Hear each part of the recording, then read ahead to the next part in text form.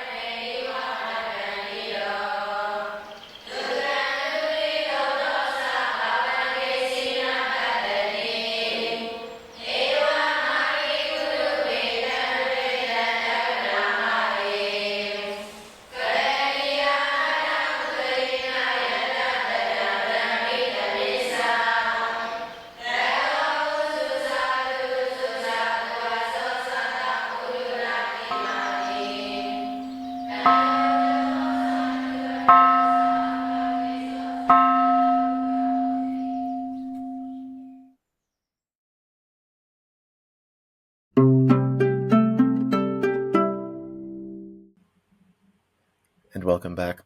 We are honored today to have a particularly esteemed guest returning, Kasit Piromya, who will be speaking about an article that he recently published in the Bangkok Post, but more broadly about the Thai perspective and the Thai attitudes towards the Myanmar military and the ongoing disaster. But before we get into that, Kun Kasit, thank you very much for speaking to us a second time, and I would like to give you the opportunity to introduce yourself for those in our audience who might not remember you. Yeah, my name is Kasit Piromya, and I have been going through 3 phases of my life. The first one is as a career diplomat at the Ministry of Foreign Affairs of Thailand for 37 years. And the second phase, after my retirement, I went into politics, both as a former politician and as a political activist. And now, in my third phase, about a decade ago, I am more or less working on the advocacy for democracy and human rights, more or less from the NGO or from the civil society organization. But in general, at the moment, I am an interested senior citizen of Thailand. My interest has to do with domestic politics as well as international politics. And I do give comments, I give lectures and all of this and so on, quite critical of anything that is not conducive to the freedom of the people and the participation of the people in the affairs of the state and so on. Thank you. So thank you very much for that, and thank you very much for the advocacy work that you do and that you have been doing for quite some time. And speaking of the advocacy work, you are quite vocal. You don't necessarily publish often, but when you do publish, you are quite direct, and your publications gather quite a bit of attention. Your most recent article in the Bangkok Post, A Wrong Approach on Myanmar, it's very, very bluntly titled, very to the point. You are quite critical, it seems, of the Deputy Minister for Foreign Affairs in Thailand and the Minister for Foreign Affairs in Thailand for not doing enough with regards to Myanmar. So I wonder, can you sort of talk us through what motivated you to write this article and what you're really trying to say to the Thai government with this. I think two points. I write a lot. I write 2 articles per week for Thai daily newspapers. And occasionally, I write articles in the English language to be published in the Bangkok Post or sometime in international news agency like the Diplomat and so on. But since I have to prepare myself and so on for the Thai articles, I have less of the time to do the English one.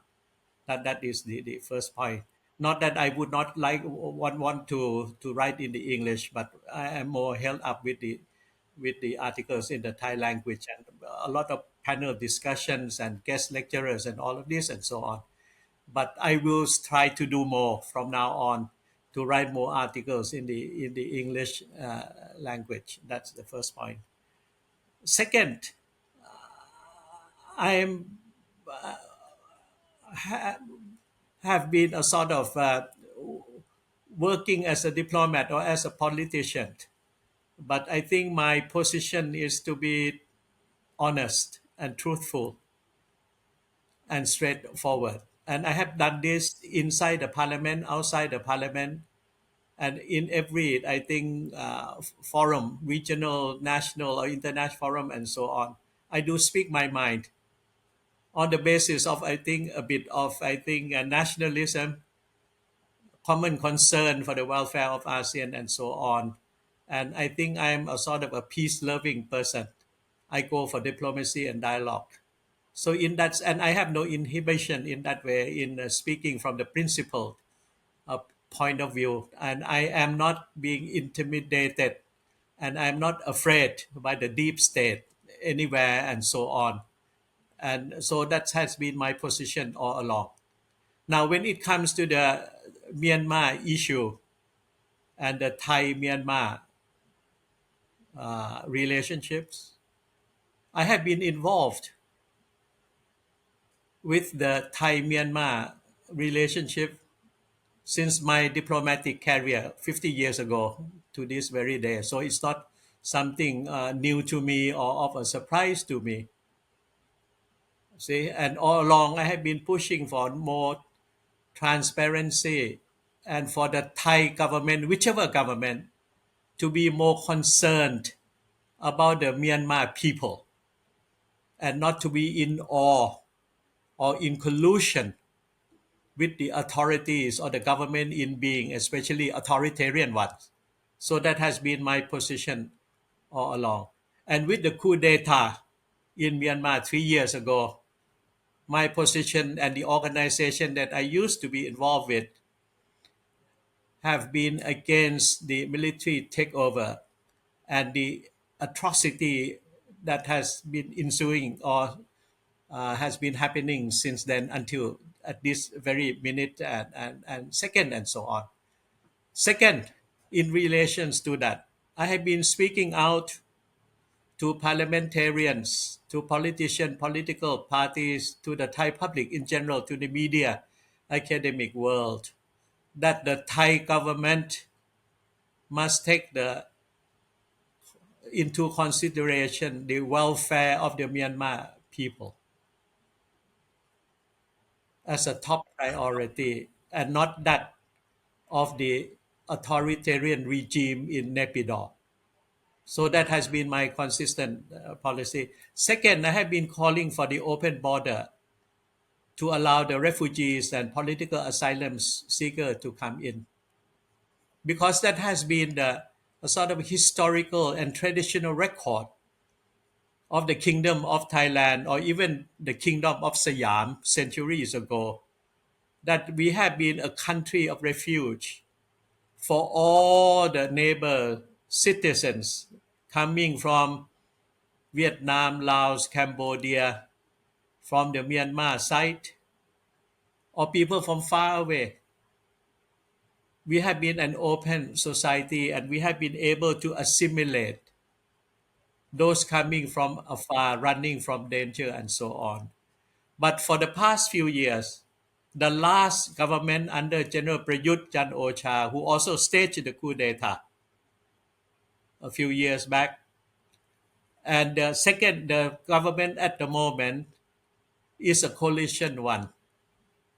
And at least two political parties of Thailand are military backed. So in that sense, there is a continuation of the policies towards the situation in Myanmar, because the major player behind the foreign policy direction of Thailand is the military establishment, especially the army. And at the same time, top brass of the Thai military, past and present, have been having a sort of a familial, cordial relationship with the Myanmar counterpart. For the benefit of the two armies, for the benefit of the two countries to a certain extent, but one could not detect the collusion for crimes against humanity and for the criminal activities across the Thai-Myanmar border. Illegal trade in drugs, in small arms, endangered species, animals, and human trafficking, and the scam center, and the illegal smuggling of the precious stones from Myanmar, the timber from Myanmar all along the Thai Myanmar. And all of this, one could not help but to feel that all of the criminal activities and so on have been able to happen because somehow there is some sort of the informal, tacit cooperation, give and take between the two military authorities of the Kingdom of Thailand and the Republic of Myanmar. So in that sense, I have been critical and have been opposing to all of these criminal activities and have been urging the Thai government and the military establishment to do things in the open, to act in a more humanitarian, humanistic way to welcome the refugees, look after them, not to send them back, not to detain them, and all of this and so on. It has been my constant position all along. The article that I just recently published in the Bangkok Post is a sort of a culmination of the things that I have been manifesting myself all along. And why so direct this time? Why to this Deputy Prime Minister and the Foreign Minister Kun Pran Pri? Because he professed to come from an elected, democratically elected government. So in that sense, he should be acting independently without being a sort of, I think, informally under the purview and under the shadow of the Thai military establishment. He comes from he is an elected member of the Thai cabinet. He must have the heart and the soul and the spirit for the aspiration of the Myanmar people that would like to put the military back into the barracks and to have Myanmar again live with democracy, with freedom and openness and so on. But that has not been the case. And the fact that Mr. Pran Pri did I think, sign a bilateral agreement with the military counterpart in Myanmar, that is, I think, unbecoming, sinful indeed, for a Thai elected government to be cooperating with the authoritarian and quite cruel military regime. That is not acceptable. And as a person who has been, I think, a friend of Myanmar all along, an advocate of democracy and freedom, and for the friendship between the Myanmar and the Thai people, I cannot condone, I cannot accept, and I have to be against the position of the current Thai government as expressed and conducted by the current Deputy Prime Minister and Foreign Minister of Thailand. Pure and simple. And I mean, we appreciate the frankness. And I was simply unaware of the sheer volume of content that you're producing in the Thai language. And I'd be very interested to see if there are translations of those available. But looking at at your English language content, I think before we dive into this article, it seems that it would be necessary for us to discuss the current Thai political situation. I believe the last time we spoke just after the Thai elections were held, and if I recall correctly, the largest political party failed to create a government, and there is currently as you said, coalition government between my Thai politics are poor, but I think the military backed political party and the party of what we are referring to here as the Shinawatra party, which I know is not its correct name. So these forces, has there been a significant change in the political culture, the political attitude, the political establishment in Thailand as a result of these elections? Or would you say there just is a continuation? No, I think one has to look into the contents of the present constitution of Thailand. Okay, promulgated, I think, about in 90 in I think 6-7 years ago. Okay, it is semi-democratic, semi-authoritarian piece of document, the Thai constitution. And why it is so undemocratic is because of the fact that after the elections, the party that wins the majority of the votes by the people doesn't become automatically the leading party to form the government and to have its leader as the prime minister of Thailand. There is no a sort of a automaticity, like I think the Japanese elections or the Indonesian, Malaysian, or the United Kingdom, or many of the, I think, democratic kingdoms in Europe and so on.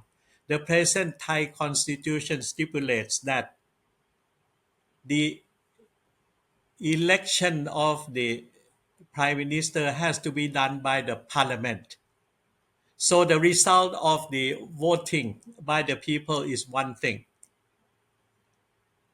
but the voting for the prime minister has to be done within the parliament. And inside the parliament, there are two chambers. One is the Senate, and second is the House of Representatives. Members of the House of Representatives are being elected at the ballot box by the Thai citizen.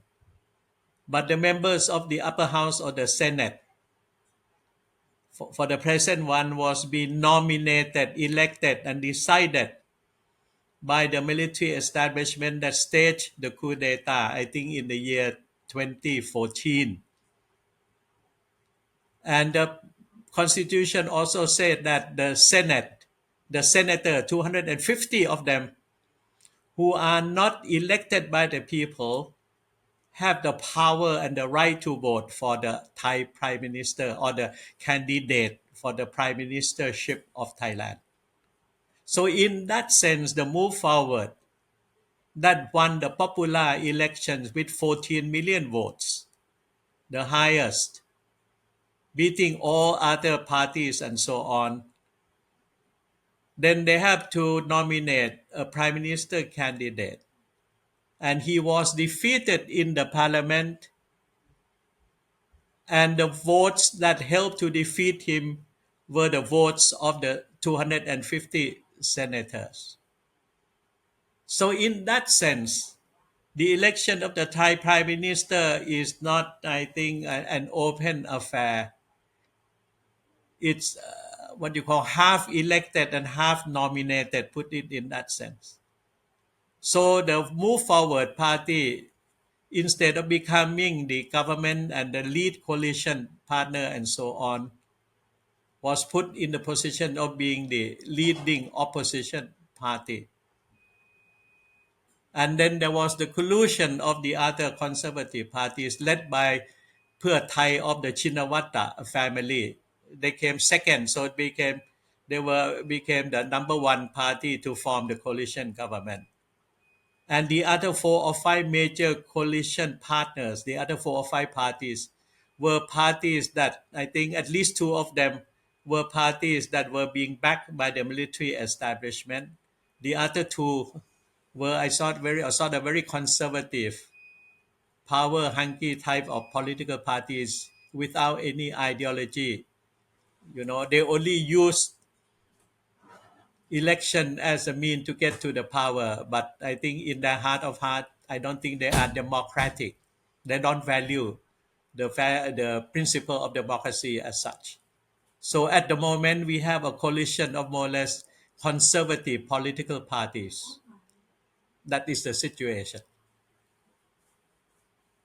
And so, would you say then that the policies that are being set by the executive have not really changed since the before the election? Because you seem to be saying that the senators are hangovers from the previous system, and so it doesn't seem like it would be in the interest of the Senate to allow a government to form that would radically change the policy of the executive branch. So is it just a continuation of the Chan Ocha policy set? I think one have to separate 2 things. What we were speaking a few minutes ago was about the coming into being of the Prime Minister of Thailand and the coalition party.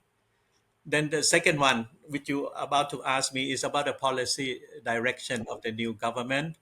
And I still see that not only the foreign policy direction toward Myanmar, but overall foreign policy direction of Thailand, as well as the domestic development policies, I still see this more as a continuation of the from the last government.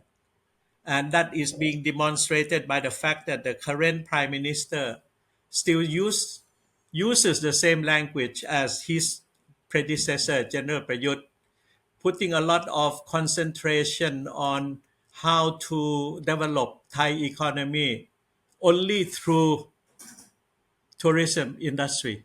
That's the first point.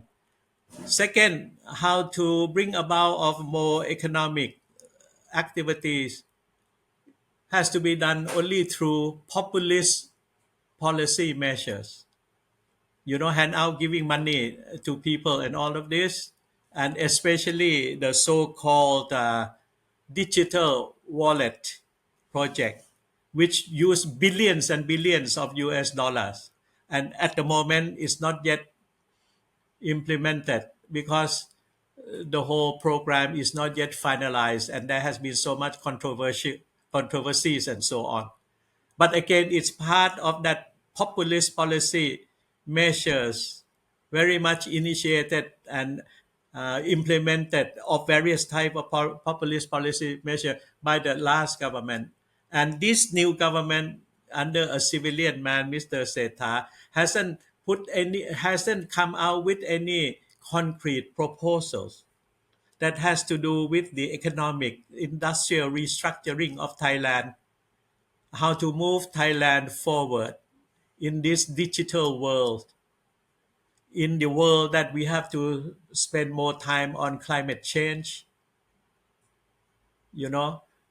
So it's only towards tourism and populism, nothing much. And one can compare the policy measures with countries nearby like Malaysia, Indonesia, Singapore, India, or even Bangladesh for that matter, that each of the government of this country and so on have much more constructive and concrete policy measures to move their country forward.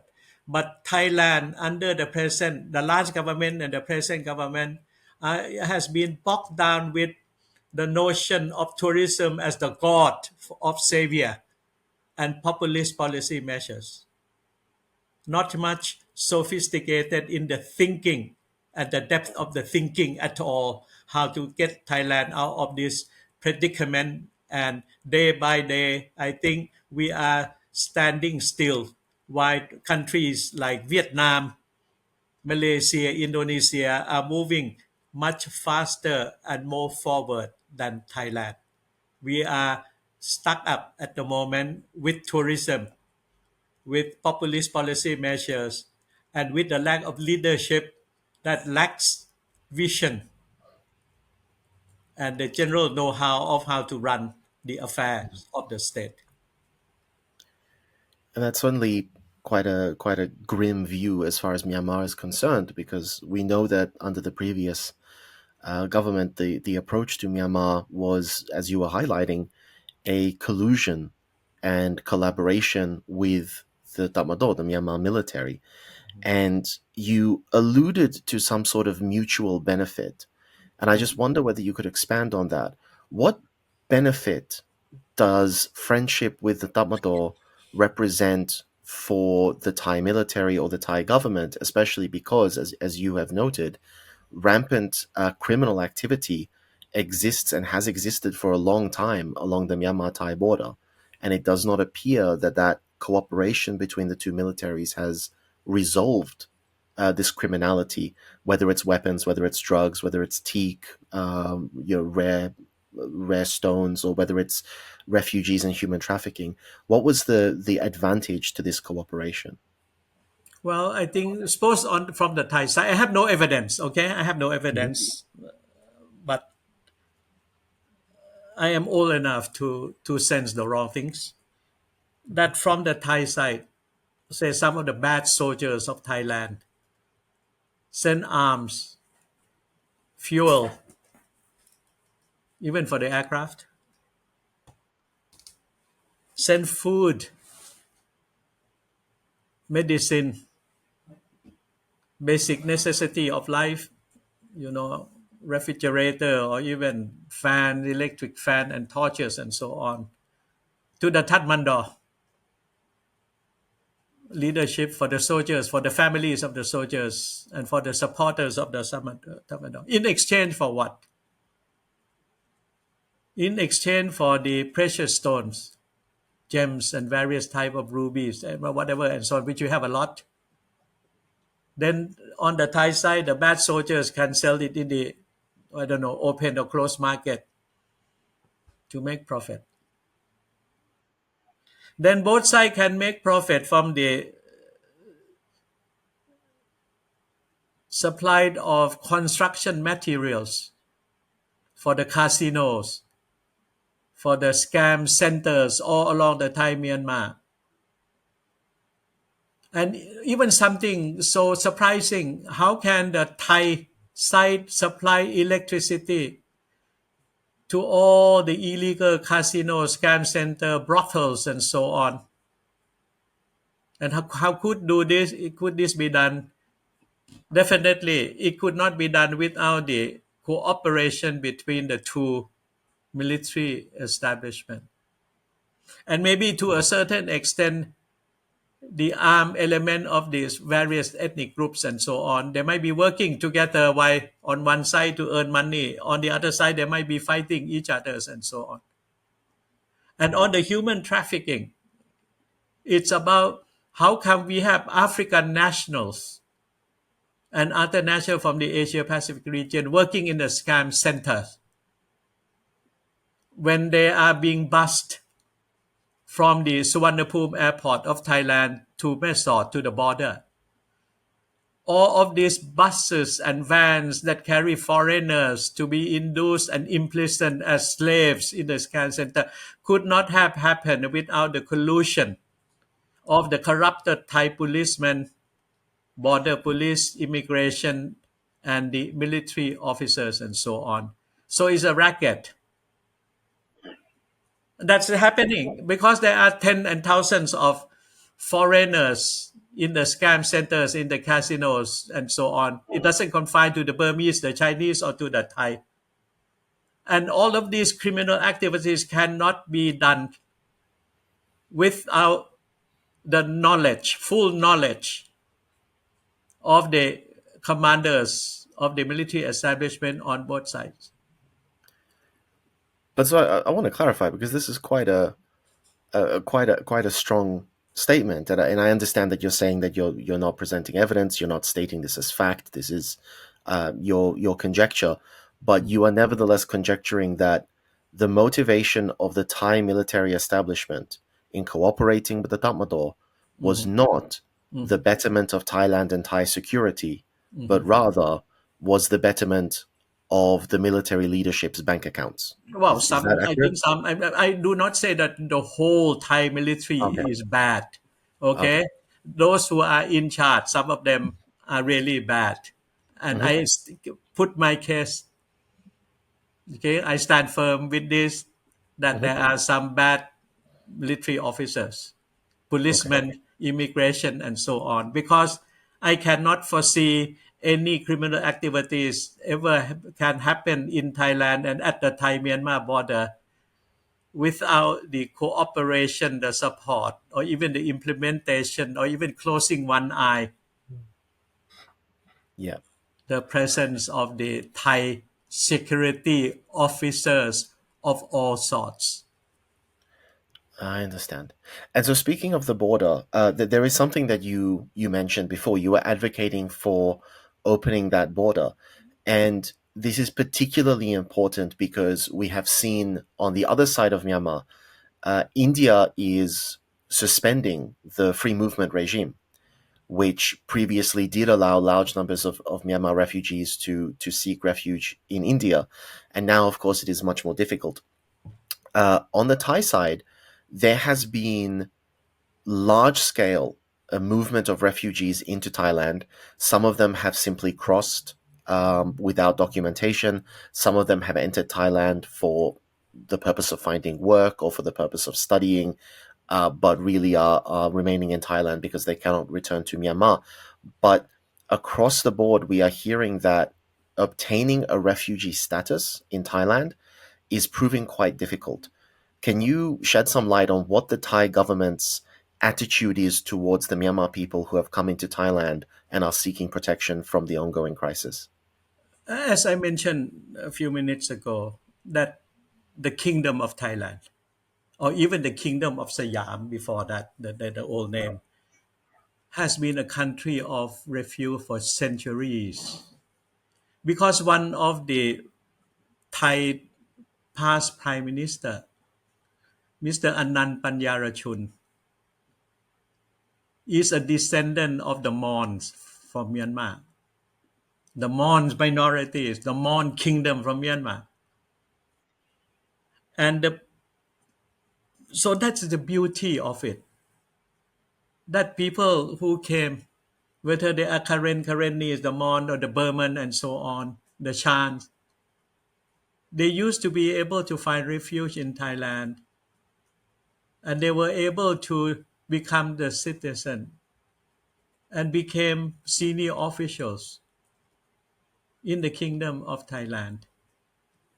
Even Ho Chi Minh, the number one leader of Vietnam, at one time when he was struggling against the French colonization, colonial master, and so on, he did take a short refuge in a province in the northeast of Thailand.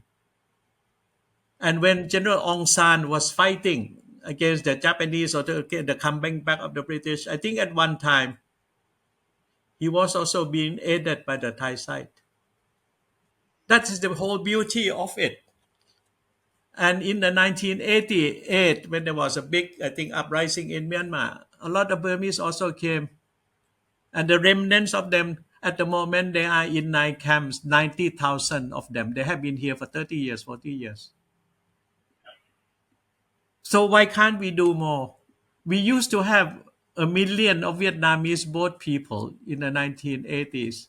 We have millions of Cambodians during the Vietnamese occupation of Cambodia, and also before that, the civil war in Cambodia. Among the, I think the what you call Khmer Rouge and the nationalists and so on. And then we have thousands and thousands of Laotians coming over to Thailand during the Laotian civil war again between, I think, whatever, the royalists and the communists or nationalists and the communists and so on. We have been opening our border, and we were successful in looking after them in cooperation with the UN agencies and with many of the donor countries and so on. And now there is a civil war going on in Myanmar. It's 3 years already. People have to be displaced internally. They have no food, no medicine, no water.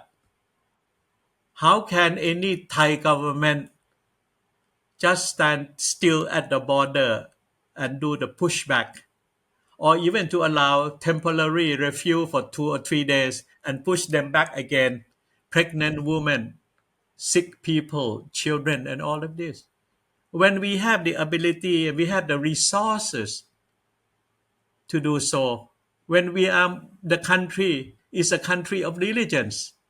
We are Buddhist, we are Christian, and we are Muslims. And each of the religions said that you got to help your neighbor when they are in distress.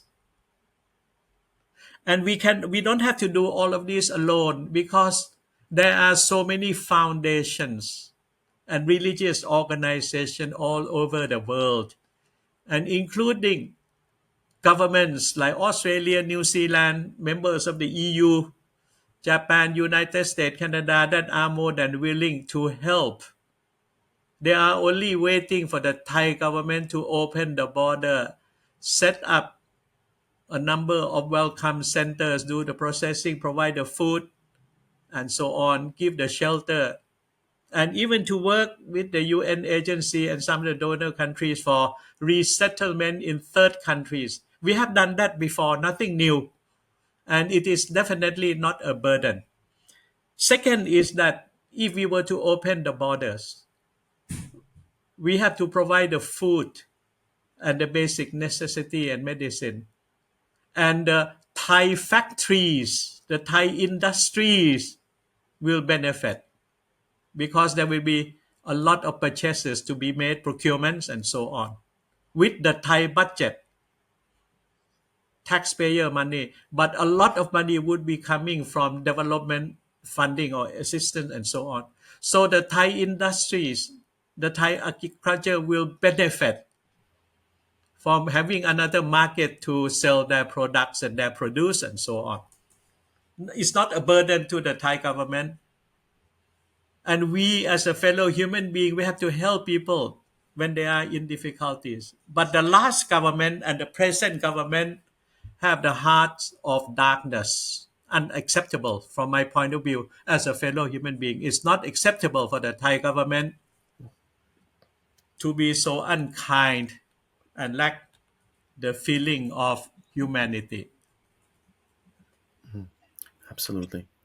And so turning back then to the article itself that you wrote, it's even worse than this, because of course we're not just talking about the government not taking action to help the refugees that they could be helping, but you're saying here in the article that the minister had solitary talks, and you also just said that they signed a bilateral agreement, and this is quite shocking. And again, you write very bluntly. You are very to the point, and I love this. I'm quoting your words: refusing to acknowledge that the junta is the sole reason for this destruction of democracy, society, and millions of lives is damaging to the government's credibility on its own.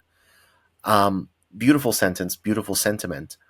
But I'm just wondering what is going on then in the minds of the Thai government? Because to you and to me and to our audience, it is self-evident that the junta is the reason for this, that without the junta staging a coup, we would not have a civil war, we would not have these dead men and women and children, we would not have the destruction, we would not have the economic disaster that we have.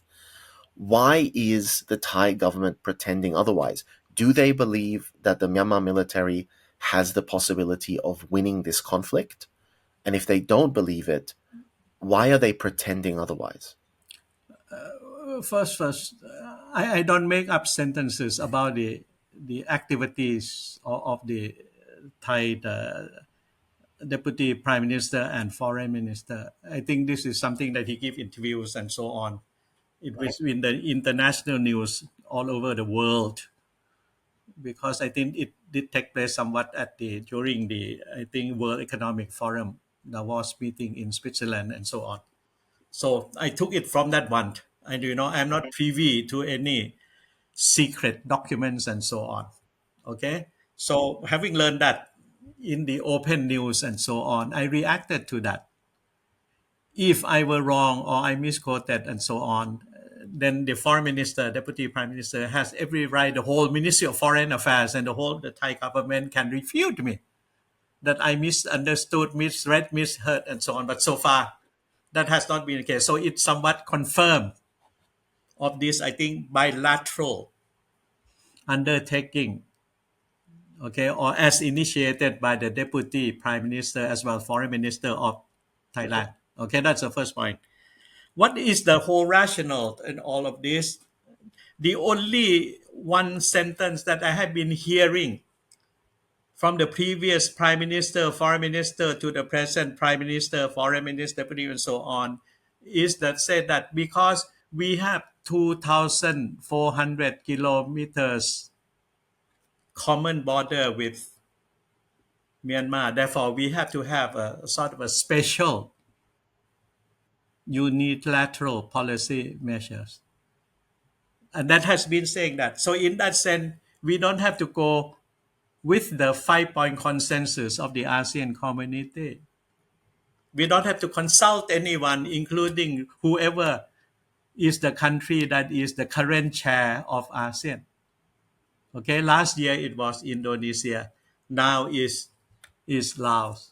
So the fact that we have 2,400 kilometers of common border with Myanmar is something so special for Thailand that we can do anything that we like disregarding our friends and partner inside the ASEAN community, disregarding international humanitarian law, the norms and practices about humanitarian functions and human rights and all of this.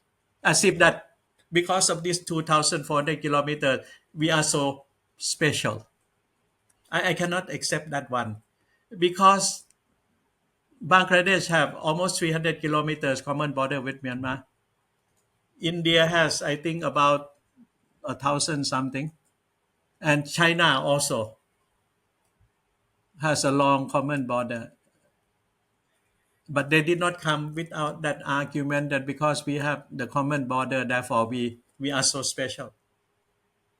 In that sense, then, if Bangladesh, India, and China and Thailand all have common borders, respectively, with Myanmar, then if I were the foreign minister, then I would have invited the Bangladeshi, the Indians, and the Chinese to come to Bangkok and let's coordinate. That would have make much more sense. And at the same time, I would have invited the other 8 ASEAN members to the meeting as we are in the ASEAN family and coordinate in a more proper manner. And Thailand can say to the rest that Thailand has to do more or differently from the 5-point consensus of the ASEAN community. That is diplomacy. That is civilized way of doing things, but not a unilateral thing. Okay? Oblivious to what has been agreed upon and so on, and go about your way and inform everyone not through the diplomatic notes or at a diplomatic meeting, but through international news agency. I think it's the lack of good manners and courtesy and sense of proportion and respect to your fellow members of ASEAN and to the friends and so on. That's a point. Second is that, so if you have common border, now what is so special that you have to do? But what the Thai government of the past and the president has been using that special long border issue to have a love affair with the military establishment of Myanmar is pure and simple. Then the rest are all related to criminal activities. And how can the current Thai foreign minister say that I am an elected government when you are in love with the military counterpart and forget altogether the existence of the NUG, NUCC, CRPH, and the various ethnic state government, the Mon, the Karen, the Karennis, the Kayaps, the Shan, the Wa, the Kokang, the Arakans, or even the Rohingyas, and so on. So how can you do that? And if you come from an elected government, you are a Democrat.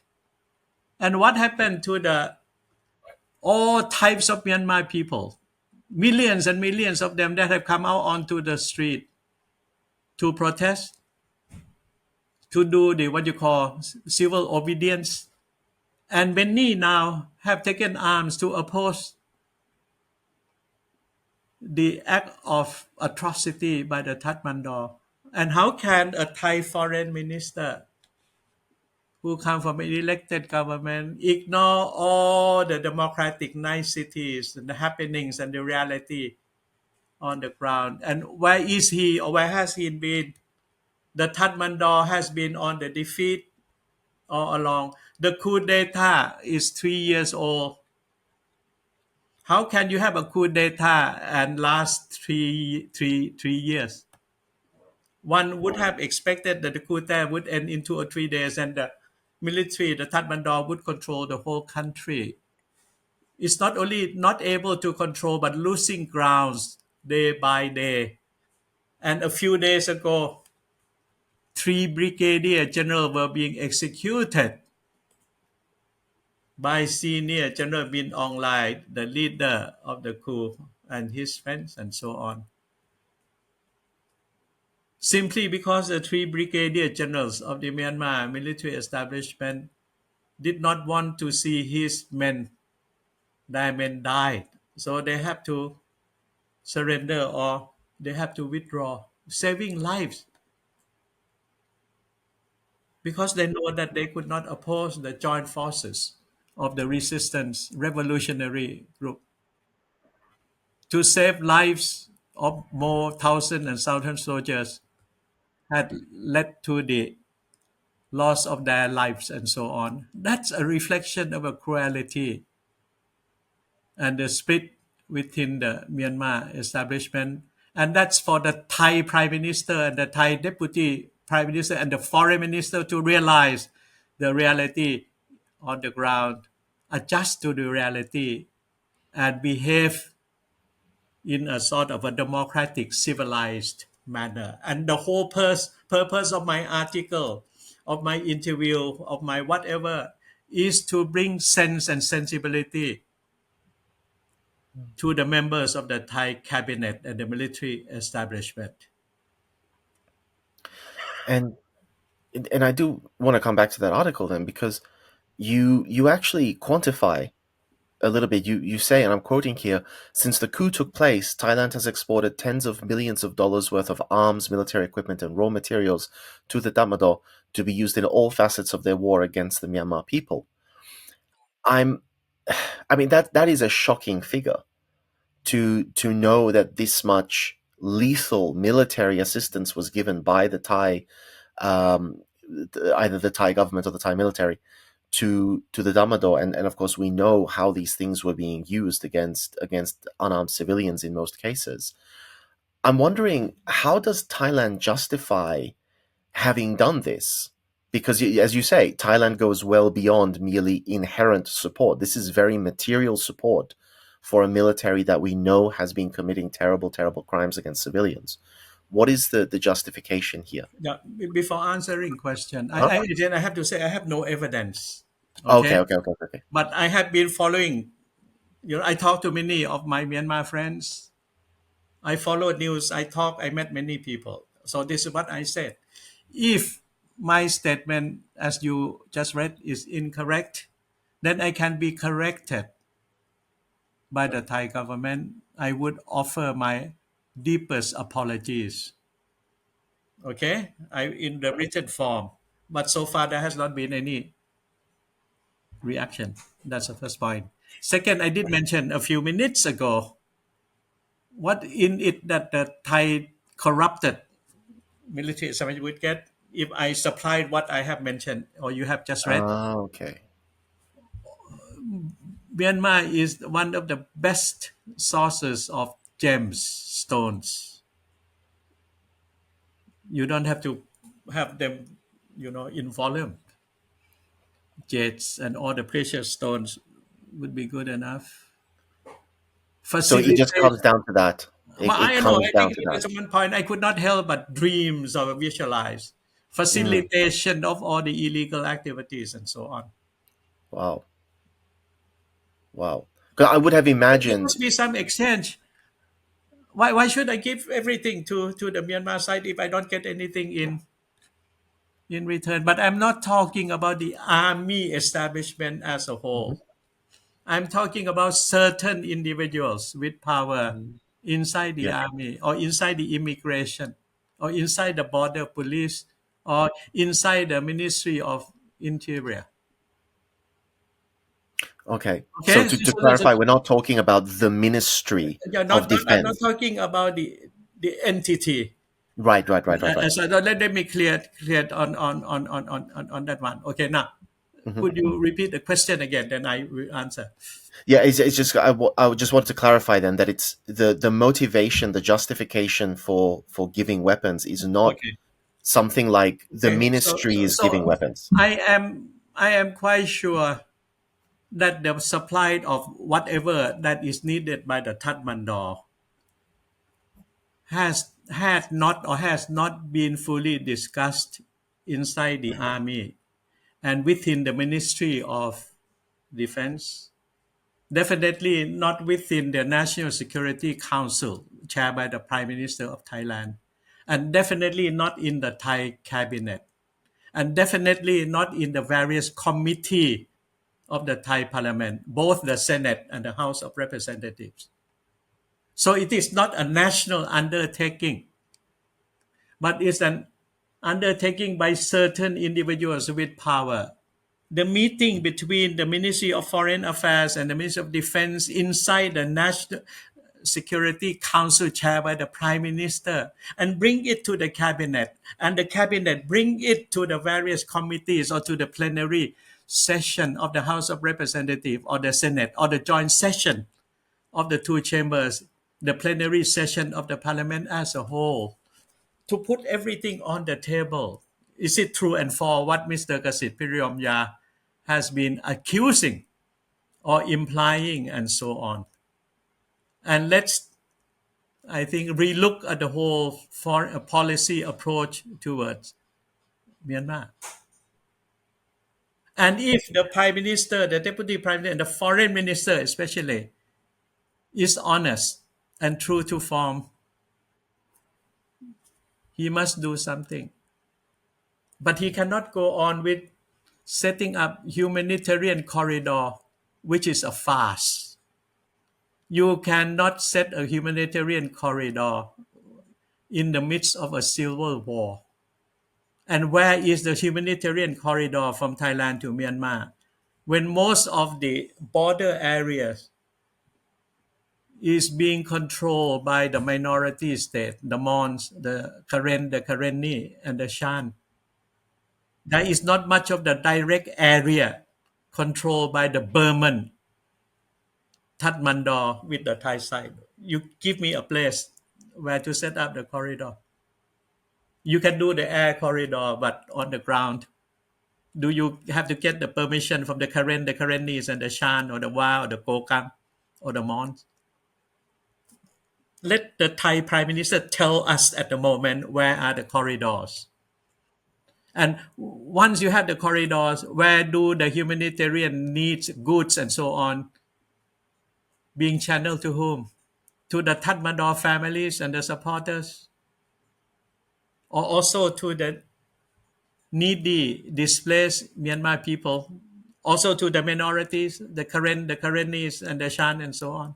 Or is it an exclusive humanitarian corridor to support the families and the supporters of the Tatmadaw so that they can continue to keep on killing the Myanmar people? And why should you do it? Why don't you bring in the United Nations agencies? And how transparent can it be as to the routing, the transportation of the humanitarian assistance? Let the foreign minister give me the master plan so that I can check it by satellite and by the drone. facilities and so on. Where do they really go? I mean, just in this discussion, it sounds very much like the Thai government has been uh, not transparent at all in what they're doing with regards to Myanmar, how they're doing it, and why they're doing it. Is it fair to say that they are not communicating just in general to the people about their actions regarding Myanmar?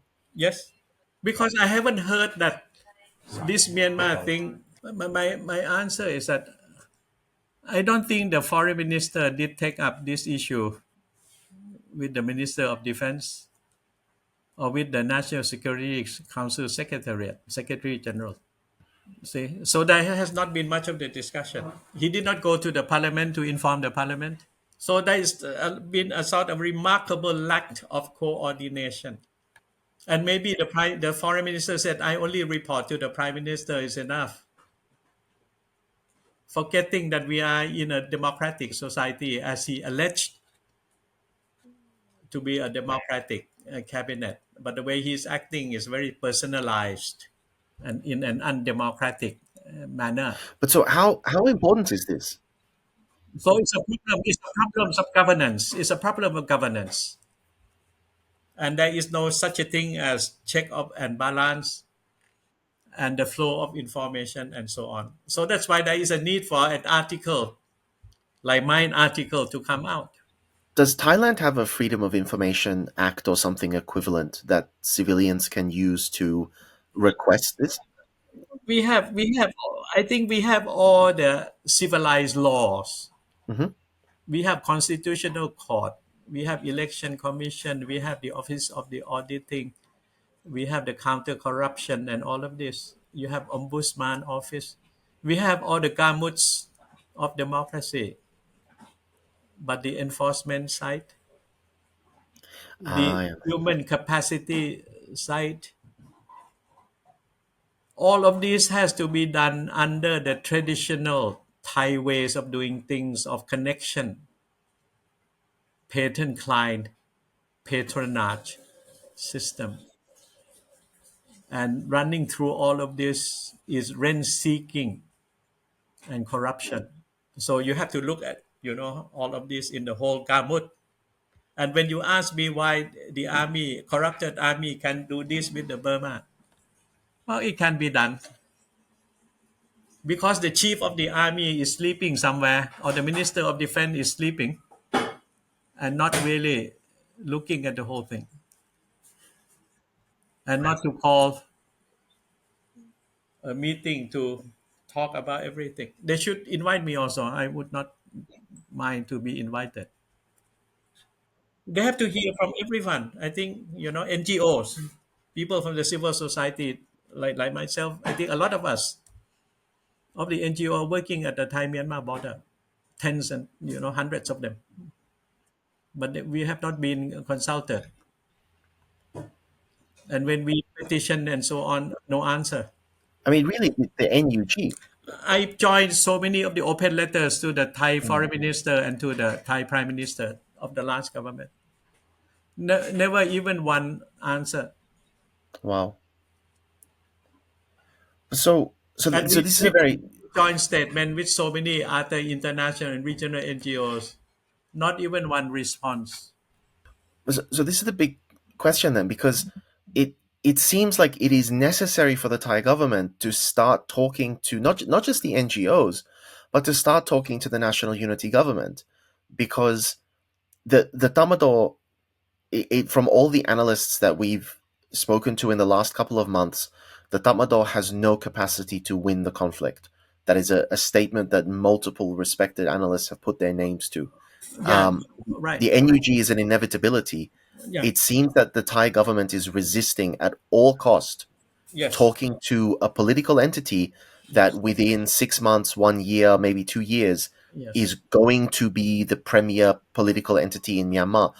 Why are they just trying to delay the inevitable? I think first is the fear of the Tatmadaw, Okay. and I don't know why they are afraid. Second, the lucrative businesses. Okay, and third, the fear to do the right thing. And fourth, ignoring together one of the 5 point consensus of the ASEAN, that is to speak to all the stakeholders. So the Thai government has failed completely as a democratic entity, as a member of the ASEAN community, and as member of the international community. It has been ignoring all of this simply to keep whatever friendship and common interests together with the Tatmadaw. Or maybe the Thai leadership all along doesn't have the guts and the determination to do the right thing, but to play it safe as long as it can by being nice to the Tatmadaw. I'm sad for Thailand that we have had such a leadership and a few personalities that are useless. Yeah, I appreciate where you're coming from with I regards to that. said this because I was involved with Myanmar, especially when on the Nagis cyclone thing. We were able to convince the military authority at that time to open the border for humanitarian assistance. We worked very hard behind the scene with the military authorities of Myanmar at that time to realize the 7 point roadmap, to have the constitution, to have the elections, to have the return of civilian rule. We were part and parcel of that. The Thailand was part of that. So we could do it again for the good cause, for the goodness of the Myanmar and for the Thai Myanmar friendship, but not what has been going on for the past few years and so on. Military to military only, without transparency, without governance. And it's not the problem of the army as such. It's the problem of whoever is the Thai prime minister. Where are you? How can you allow your army to do this criminal dances with the Myanmar military counterpart? And what happened to the Thai parliament as a whole? They are elected. What are their concern for the plight of the Myanmar people?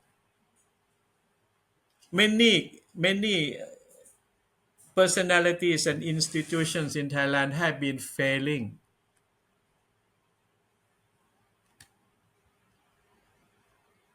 We can't blame anyone. We have to blame ourselves. And therefore, we have to be open to one another.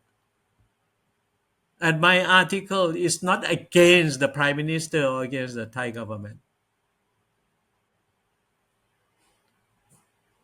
but to induce, to push, to cajole, whatever. That's about time that we take stock and turn around and do the right thing, pure and simple. Not for the good of the prime minister, but for the good of the Thai people and for the good of the Myanmar people. Absolutely.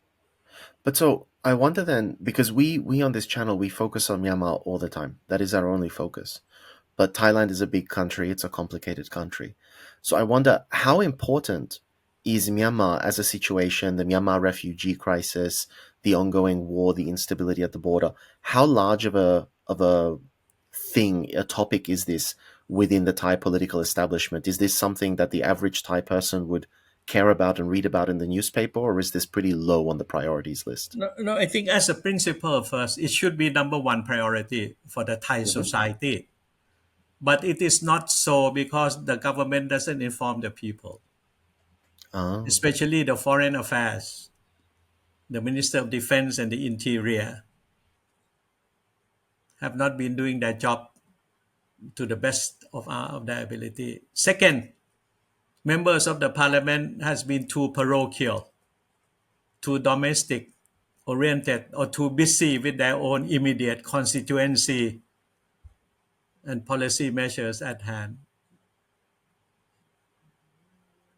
So they have to improve their vision and their thinking.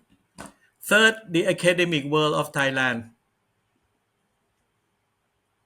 has also been quite muted, especially lecturers and professors of political science and regional cooperation and cross-border affairs. So the academic world also not doing their job to the fullest. Then fourth, the Thai media,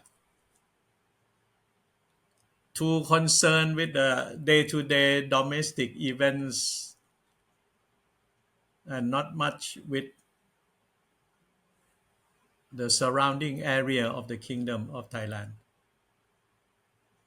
in spite of all so many problems. But if there were to be peace and freedom in Cambodia, in Laos, Myanmar, in Malaysia, tourism would be great, cross-border trade would be great, investment would be great, everyone would be much more happy. There would be so much of the exchanges and so on. See? Absolutely. But so I want to latch on to something very important that you said and that you brought up twice, the 5-point consensus by ASEAN. And you mentioned bringing the United Nations agencies in, but I'm even more curious to see how Thailand feels about ASEAN and ASEAN's role here, because with the Track 1.5 dialogue, it was argued that Thailand was operating to give the Myanmar military a platform during a time when even ASEAN itself was trying to move away from recognizing the military as completely legitimate. And of course, you're saying that Thailand is not pressuring the military to adhere to the 5-point consensus. And so this has sort of shown ASEAN's flaws, I would say, in terms of its ability to actually force results. Do you see ASEAN still as a valuable, beneficial entity that can help to resolve this crisis? And do you think that Thailand has a good relationship with ASEAN regarding the Myanmar situation? I am an ASEAN believer. Mhm. Okay, and I have been working for ASEAN when I was an officer at the Ministry of Foreign Affairs. Okay, so in that sense, I am a believer in regional cooperation. That's the first point. Second, Thailand is a founding member of ASEAN. Third, for the past 40, at least the first 40 years of ASEAN existence, Thailand has been playing one of the leading roles in the ASEAN affairs and ASEAN relationship with the outside world. And in that sense, by tradition, any Thai government or Thai foreign minister cannot ignore that sense of history and successful story about us, Thailand's role in the ASEAN leadership. And Thailand has to play a team game, esprit de corps. But the last foreign minister and the present foreign minister, as well as the two prime minister, has been playing the game alone, splitting and undermining the cohesiveness of the ASEAN community. To me, that is unacceptable and it's a sin. And by going it alone, as we mentioned, the past 20, 30, then in that sense, Thailand is not giving the respect to the other fellow ASEAN members, especially whoever is in the annual chair of ASEAN. So Thailand has been playing the spoiler game or the spoiler during the past 3 years since the coup d'etat and so on. And that's unbecoming. And to me, that is not acceptable. Thai prime minister or Thai foreign minister has no right, legal or moral, to destroy the reputation, sense of decency and portion of the Kingdom of Thailand by doing things that more tuned to vested interest than to the interests of the country as a whole. And whatever one has to do on behalf of the kingdom, we have to do it with clarity and with courage. One cannot do things in a sort of a dubious, unclear manner without prior consultation or without even prior notification to the ASEAN members, and especially without even informing the Thai public through the cabinet meeting or through the parliament presentation by the foreign minister. So we are not here and there. I think the whole thing is just not right, not correct. In being in the position of the prime minister or the foreign minister, why should we delegate the leadership role, and why should we lessen the cohesiveness of the ASEAN community? If you are a member of an organization, you cannot go on and telling everyone that I have to do this differently. But you got to balance what you want to do unilaterally and as a member of an organization. You have to be able.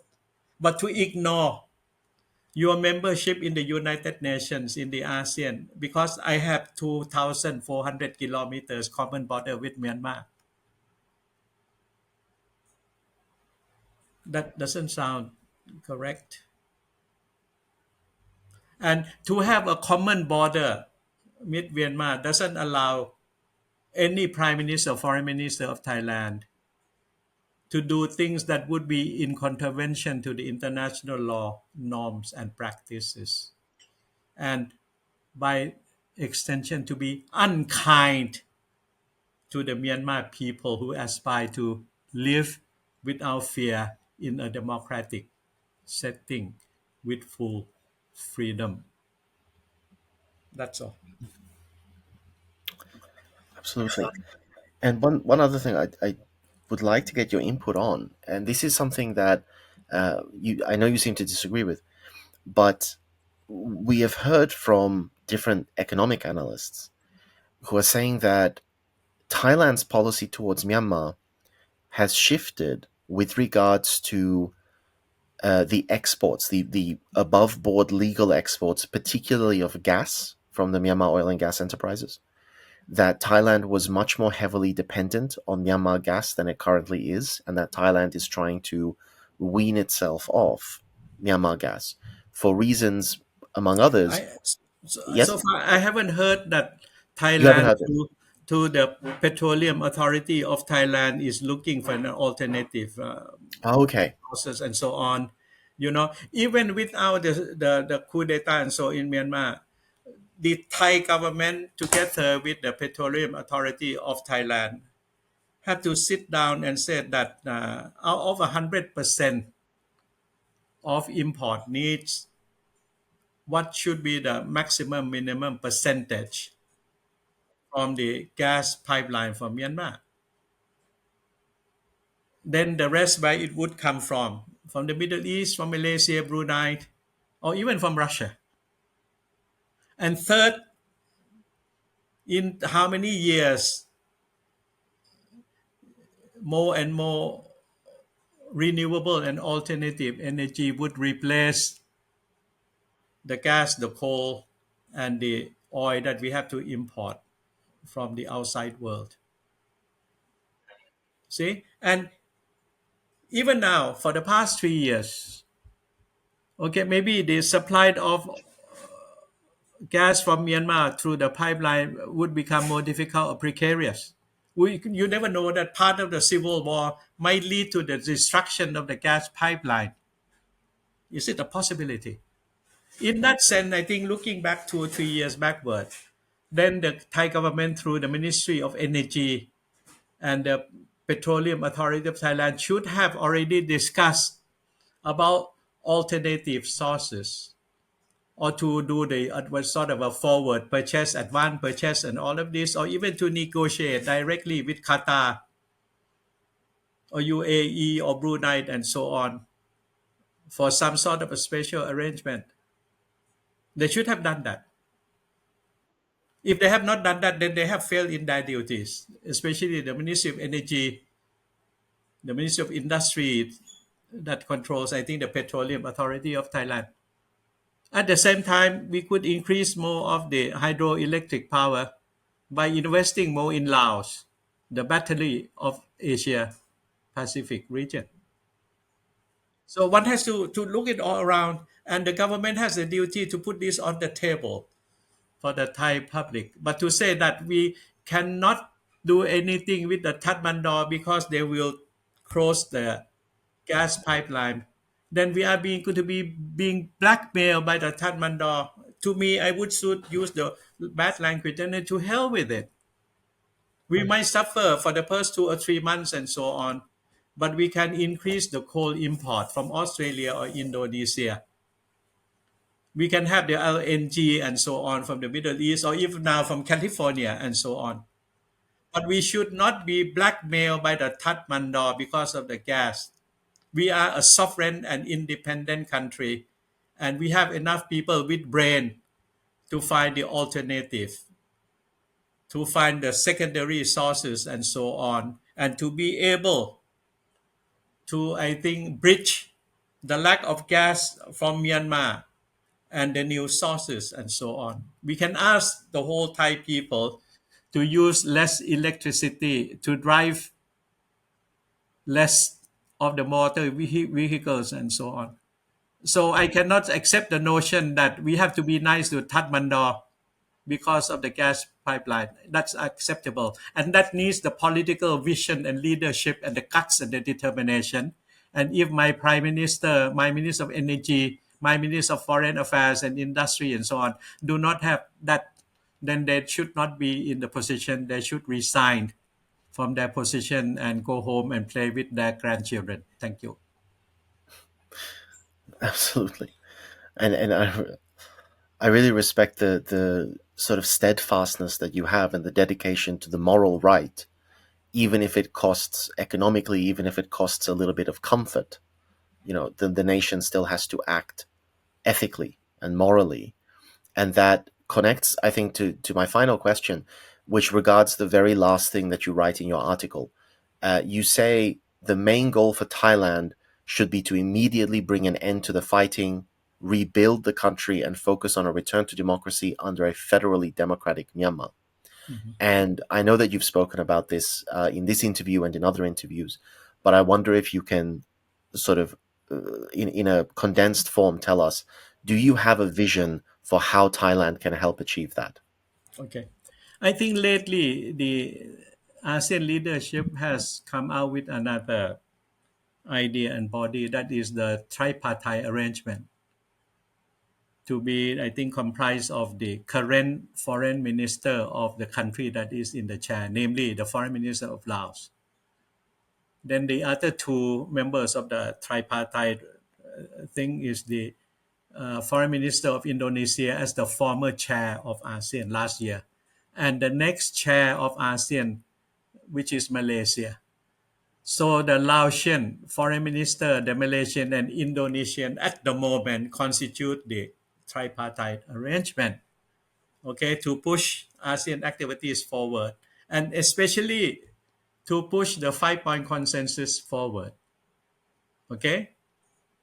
Because before that, ASEAN used to come out with the ASEAN Special Envoy for Myanmar affairs to be appointed by whoever is in the chair, but it has not been working, and the stature of that particular special envoy is not so, I think, conducive in terms of the, I think, the power and the influence, the personality, charismatic things and so on. So now they come out with this tripartite arrangement. And Thailand, as the most affected country of the Myanmar, can then speak to the three other foreign ministers and work together to realize the 5-point consensus. And the first thing that is needed is the ceasefire. stop the fighting now. ASEAN as a whole through the tripartite arrangement tell the Tatmadaw that we can do many things. Suspend Myanmar leadership. We will sanction you. We don't pay. Thailand can stop paying for the gas and put the payment into the escrow account until Myanmar return to democracy and so on. Then we will cut all of our banking relationship and all of this. So many things that I think ASEAN collectively can tell the Tatmadaw that you got to do the ceasefire, otherwise you will get 1, 2, 3, 4, 5 countermeasures and sanctions and so on with you. The whole gamut of the relationship. And we will not welcome your military leaders to our countries, including their children and their wives and so on.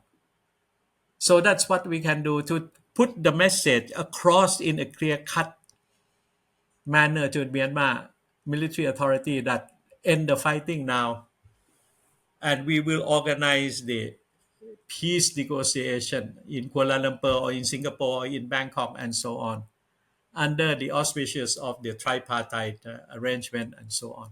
So that can be done immediately. And we will speak to the Indians and to the Chinese and so on. Don't do things separately with the Myanmar military authorities, but do together in order to stop the fighting and start the peace negotiations. And ASEAN is in the position to speak to both the Chinese and the Indians.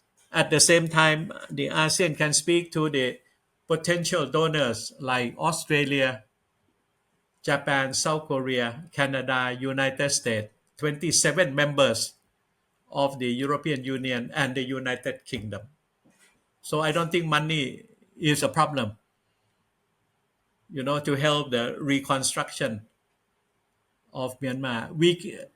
ASEAN can also tell the world and the Tatmadaw that once the ceasefire happens, then we can invite the UN interim administration to oversee the peacekeeping to prepare Myanmar for the eventual return to democracy. So many things that ASEAN can do together. And Thai foreign minister, if he has the determination to do something in a positive manner, he can do what I have just mentioned. There will be a lot of senior officials in the foreign office and everywhere to help him think and charter the course for Thailand to work together with the other ASEAN leadership.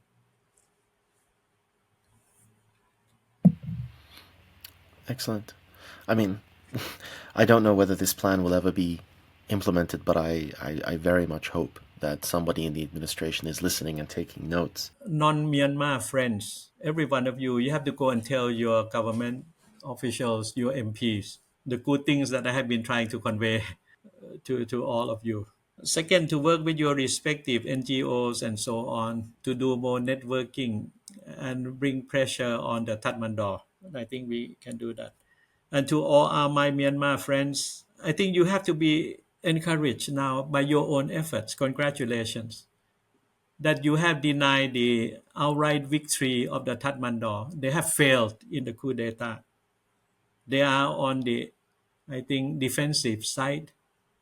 So all the Myanmar opposition forces, you have to be more cohesive, more coordinated, and think anew and so on. And of course, I like the idea of a democratic federal Myanmar. And there must be an end to the Burmanization of Myanmar by the Burmans in every sense of the word. I think my fellow Burman Myanmar friends, please do realize that one ethnic entity cannot dominate the rest. It has to be able to find the way to live with other ethnic groups and so on. I think that should be the key. No more of Burman supremacy or even Buddhist Thai supremacy in Thailand. That it cannot go on. I think each of our society, and I think in Myanmar much more, you are much more diverse in terms of ethnics, in terms of race, in terms of religious belief, and diversity, even in, I think, in the topography of the country and all of this and so on. So accept that diversity and try to live it together without anyone dominating the other, but to be able to speak to one another as equal and in a very civilized and mutual respect for one another. Thank you. ขอบคุณมากครับ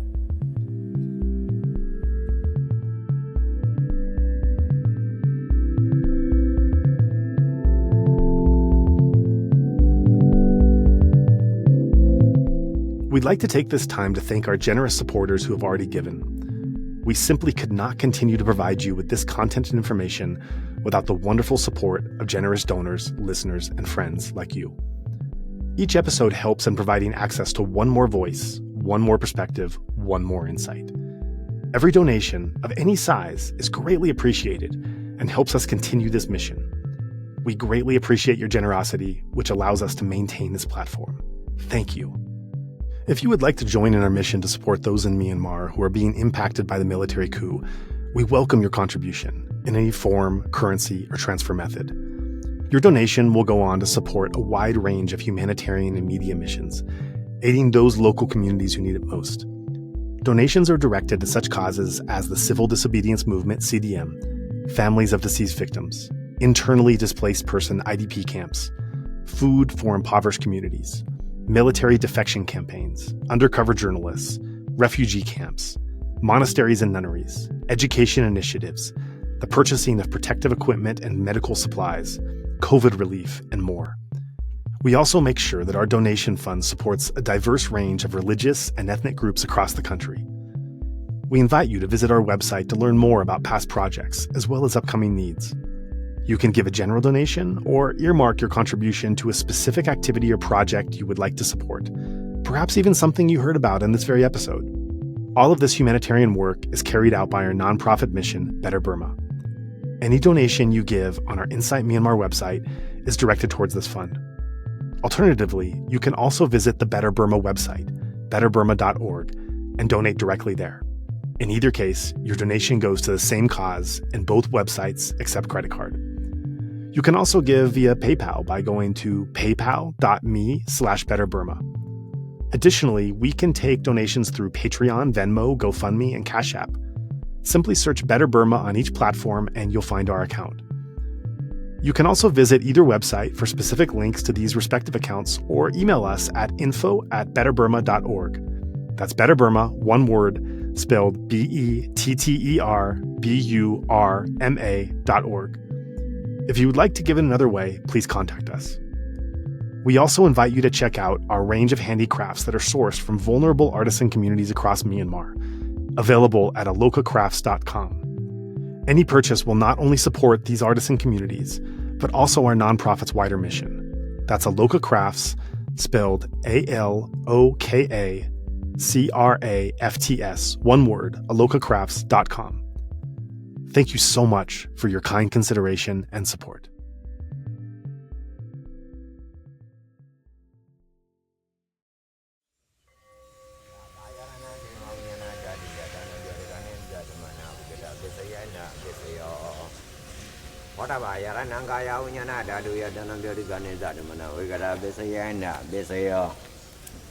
Oba yarananda dayananga yaranaya dayanam boda yaranam